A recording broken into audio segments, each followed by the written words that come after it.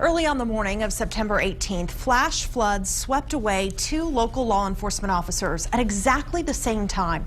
Travis County Deputy Jessica Hollis did not survive, but Rollingwood police officer Josh Odom held on to a tree until fellow officers could rescue him. Today, I went back to the place with Officer Odom where he almost lost his life.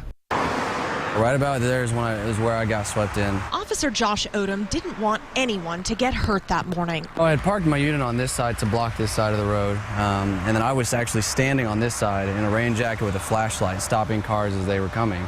But in the darkness and driving rain, one car didn't see him. He pounded on the woman's window, the water already up past his knees. And yelling, stop, stop. And they didn't slow down at all, and then they drove into the water. And then I very vividly remember standing there watching the car get swept in. That's when I reached for my radio, and then that's when I got swept in. I was underwater for probably 30, 45 seconds, took in a few big gulps.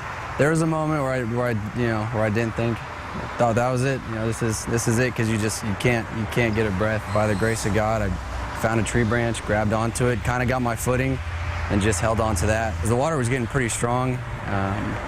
And the tree I was holding onto was actually starting to fall. We're going to need the AFD rescue squad here. We got an officer in the water. 911 calls and this APD dashboard camera video show what happened next. How long in there were you not sure if you were going to make it? Right when I was in the water. When I first got swept in, that first couple seconds when I was in the water, that's when I wasn't sure. There were a few moments when I was hanging onto the tree where I didn't know, because the water was getting pretty strong. I didn't know if fire EMS was there. The rope they were throwing out wasn't getting to me, so, and debris from the other side of the road was coming in. Just grab the rope, hold on. He finally got that rope, sprained 2 fingers, and got stitches in a gash on his left hand. He learned later the deputy swept away at the same time on the other side of the county, Jessica Hollis, didn't make it out of the water alive. I definitely believe this was a God thing.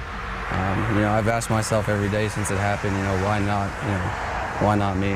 Why Jess? And that's been hard, but there are questions that that are never going to be answered, and that's okay. I'm a different person coming out of it. How so? You just look at things differently. It's just you appreciate the small things, and you really learn how mortal you are. Well, since this happened, the Rollingwood police chief says his department will be working with TxDOT to make this low water crossing safer. Immediate options include guardrails and flashing lights.